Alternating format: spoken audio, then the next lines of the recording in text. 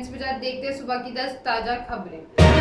Corona पर meeting, विपक्ष पर निशान। देश में कोरोना के केस बढ़ रहे हैं। ऐसे में प्रधानमंत्री नरेंद्र मोदी ने बुधवार को राज्यों के मुख्यमंत्रियों के साथ वर्चुअल मीटिंग की है। इसमें महामारी और यूक्रेन रूस जंग के कारण देश की आर्थिक स्थिति पर हुए असर को लेकर भी चर्चा हुई। पीएम ने राज्यों में से उनके हिस्सों को टैक्स घटाने का अपील की ताकि जनता पर महंगाई का बोझ कम किया जा सके। पीएम ने इस दौरान पेट्रोल डीजल की बढ़ती कीमतों को लेकर विरोध राज्य सरकारों पर निशाना भी साधा। उन्होंने कई राज्यों में पेट्रोल की कीमतों का अंतर गिनाया। कहा है मुंबई में 120 रुपये लीटर पेट्रोल है, जबकि पड़ोस के ही केंद्र शासित प्रदेश दमन दीव में यह 120 रुपये है। इसी तरह तमिलनाडु में 111 रुपये और जयपुर में 118 रुपये लीटर है।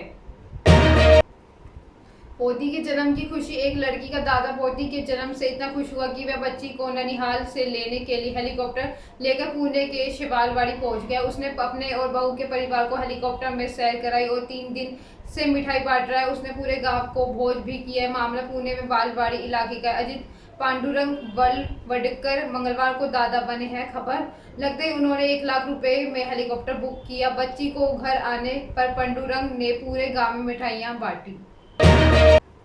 300 साल पुराना मंदिर तोड़ा गया। अलवर में 300 साल पुराने मंदिर पर बुलडोजर चलाए जाने के 10 दिन बाद हिंदू संगठनों और साधु संतों ने बुधवार को आक्रोश रैली निकाली। आक्रोश रैली की अगुवाई कर रहे अलवर सांसद बालक नाथ ने मुख्यमंत्री अशोक गहलोत से इस्तीफा देने की मांग की। उन्होंने कहा है कि हम राजस्थान सरकार को तुष्टीकरण की राजनीति करने से रोकने के लिए ये मार्च निकाल रहे हैं। जिन अधिकारियों ने मंदिर तोड़ा उन्हें पर सख्त कार्रवाई की जाए और दोबारा मंदिर बनाया जाए। फिलहाल साधु संतों और कलेक्टर शिव प्रसाद नकाते के बीच बातचीत का दौर चल रहा है। इसमें समाज के कई साधु संत भी मौजूद हैं। वे अधिकारियों पर कार्रवाई को लेकर अड़े हुए हैं। अलवर के राजगढ़ में प्रशासन की अतिक्रमण हटाने की कार्रवाई के दौरान 300 साल पुराना मंदिर तोड़ दिया है। इसके बाद भाजपा राज्य सरकार पर हमलावर मुद्दे को भुनाने की कोशिश कर रही है। दूल्हे को डांस पड़ा महंगा, मंडप सजा था, डीजे बज रहा था। बारात लड़की के द्वार पर पहुंची और दूल्हा का कार से उतरकर दोस्तों के साथ डांस करने लगा। डीजे की धुन पर उसका डिस्को डांस इतना लंबा चला कि लड़की का पिता नाराज हो गया और शादी में पहुंचे एक अन्य लड़के को बुलाकर उसे अपनी बेटी सौंप दी। ये कहानी सुनने से फिल्मी नजर आ रही, लेकिन इसमें सच्चाई घटना महाराष्ट्र से बुलडाना जिले के मलकापुर पांगरा गांव 24 अप्रैल को हुई। लड़की के पिता का आरोप है कि दूल्हा शराब के नशे में धुत था, इसलिए अब उसने अपनी बेटी की शादी किसी और से कर दी। झारखंड में महिला जिंदा जली। झारखंड में पलामू में एक महिला के जिंदे जलने का वीडियो सामने आया। महिला मंदिर के अंदर सफाई तभी मंदिर में जल रहे दिए से उसकी साड़ी में आग लगी। वह भागकर बाहर आई, लेकिन तेज हवा की वजह से आग फैल गई और फिर महिला भागकर मंदिर के अंदर गई। आसपास के लोगों ने पानी डालकर आग बुझाई। गंभीर हालत में उसे अस्पताल में ले गए, जहां इलाज के दौरान उसकी मौत हो गई। घटना जिला मुख्यालय मोदीनगर स्थित शिव मंदिर के हादसा सोमवार दोपहर करीब 12 बजे हुआ। जिले के कुंड मोहल्ला निवासी राम नारायण प्रसाद की पत्नी मीना देवी 7 वर्षीय अपने घर के पास ही स्थित शिव मंदिर में सुबह करीब 11:30 बजे पूजा करने गई थी। वह मंदिर में साफ सफाई कर रही थी। मुजफ्फरनगर में ऑनलाइन ठगी का शिकार हो रहे हैं लोग। मुजफ्फरनगर में ऑनलाइन ठगी के मामले बढ़ते जा रहे। एक महिला को बिजली का विज्ञापन दिखाकर उससे 88,500 रुपए की ऑनलाइन ठगी कर ली गई है। साइबर हेल्प सेंटर ने इस मामले की त्वरित कार्रवाई करते हुए महिला के खाते से सभी रुपए तुरंत वापस कराए। साइबर सेल लगातार ऑनलाइन ठगी का शिकार हुए लोगों की मदद कर रहा है। सैकड़ों पीड़ितों के रुपए वापस कराए गए हैं। साइबर सेल प्रभारी निदेशक संजीव भटनागर के अनुसार आयुष निवासी संजय मार्ग थाना Nai Mandi Muzaffarnagar cyber help centre के प्रार्थना पत्र देकर बताया था कि अज्ञात व्यक्ति साइबर ठग ने ऑनलाइन खरीदारी के लिए बिजली का सामान का विज्ञापन दिखाकर उससे 88,500 रुपए की ऑनलाइन धोखाधड़ी की। उन्होंने बताया कि साइबर हेल्प सेंटर से तत्काल कार्रवाई करते हुए बैंक को फ्रॉड से अवगत कराया।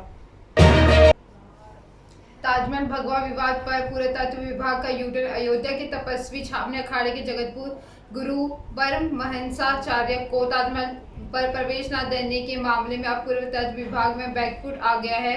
बुधवार को हिंदूवासियों द्वारा भगवा वस्त्र का ब्रह्मदंड लेकर पहुंचने पर बिना रोके प्रवेश दे दिया गया। पुरातत्व अधीक्षक राजकुमार पटेल ने मामले को मात्र मिसअंडरस्टैंडिंग माना है। सुरक्षाकर्मियों व पुरातत्व विभाग के कर्मचारियों के बीच ट्रेनिंग कराने की बात कही। ताजमहल पर भगवा का विवाद तूल पकड़ने के बाद बुधवार सुबह से ही फंसा हिंदूवादियों ने विरोध शुरू कर दिया। हिंदू महासभा के पदाधिकारियों द्वारा पुरातत्व विभाग के कार्यालय पर पुतला जलाने का प्रयास किया और कर्मचारियों के खिलाफ कार्रवाई के लिए ज्ञापन दिया।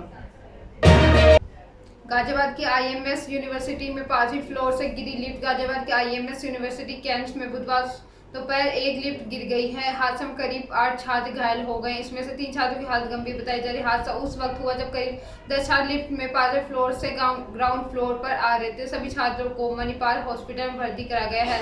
हादसा दोपहर करीब 12 बजे आईएमएस के ध्रुव बॉयज हॉस्टल में हुआ। बीए, बीएससी और एमआईबी के 10 छात्र 5वीं फ्लोर से नीचे आ रहे थे, तभी अचानक लिफ्ट में कुछ आवाज हुई और वह सीधे नीचे आ गिरी। हादसे के बाद हड़कंप मच गया। हादसे में सूचना पर एसडीएम सदर विजय कुमार सिंह भी मौके पर पहुंचे। उन्होंने घायल छात्रों को मुलाकात की है। वही घटना की जांच के लिए कमेटी के गठन कर दिए गए। रिपोर्ट के बाद आगे की कार्रवाई की जाएगी। इस बार आईपीएल से गेंदबाज हावी टी20 को बल्लेबाजों का खेल माना जाता है। लंबे लंबे सिक्स और दनदनाती बाउंड्री इस फॉर्मेट की पहचान आ रही है। गेंदबाजों के पास मार्जिन ऑफ एरर काफी कम होता है, इसलिए ऐसा कहा जाता है कि मजबूत बल्लेबाजी वाली टीम टी20 क्रिकेट में जीत की ज्यादा दावेदार होती है। हाल ही आईपीएल ट्रेंड के बदलने वाला साबित हो रहा है। पॉइंट्स टेबल में नंबर 1 पर चल रही राजस्थान रॉयल्स टॉस हार कर लगातार 3 पर गेंदबाजों के दम पर स्कोर डिफेंस कर चुकी है। इस बार वैसी टीम अच्छा परफॉर्म कर रही है जिनकी गेंदबाजी में भी दम हो। खास तौर पर उन टीमों का प्रदर्शन तो लाजवाब हो रहा है जिनकी गेंदबाजी में भी दम हो। खास तौर पर उन टीमों का प्रदर्शन तो लाजवाब हो रहा है जिनके पास 145 किलोमीटर की प्रति घंटे की रफ्तार से ज्यादा रफ्तार वाले फास्ट बॉलर भी मिडिल ओवर्स में विकेट चटकाने वाले रिस्ट केजीएफ 3 पर रॉकी भाई साउथ के सुपरस्टार यश की फिल्म केजीएफ 2 बॉक्स ऑफिस पर लगातार रिकॉर्ड तोड़ रही है। अब इस फिल्म की सफलता के बीच हाल में ही दिए एक इंटरव्यू में यश ने पहली बार केजीएफ 3 से जुड़ी गई बात शेयर की। उन्होंने बताया है कि फिल्म में तीसरा पार्ट भी इससे भी ज्यादा धमाकेदार सीन्स होंगे। केजीएफ 2 के पोस्ट क्रेडिट सीन से में भी फिल्म के तीसरे पार्ट को लेकर हिंट दिया गया है। फैंस को भी इस फिल्म के तीसरे पार्ट का बेसब्री से इंतजार। सभी ये जानना चाहते हैं कि केजीएफ 3 के CIA की एंट्री के बाद क्या होगा। रमीका सेन, रवीना टंडन ने रॉकी के खिलाफ जो डेथ वारंट निकाला है, क्या सच में रॉकी मर जाएगा? ये दुनिया का राज करने का माँ का सपना पूरा करेगा? फैंस के इस तरह से सवालों के जवाब फिल्म के तीसरे पार्ट में भी मिलेंगे। यदि सुबह की 10 ताजा खबरें ऐसी अपडेट्स के लिए बने रहे हमारे साथ, मेरे चैनल को लाइक करें, कमेंट करें, सब्सक्राइब करना ना भूलें। धन्यवाद।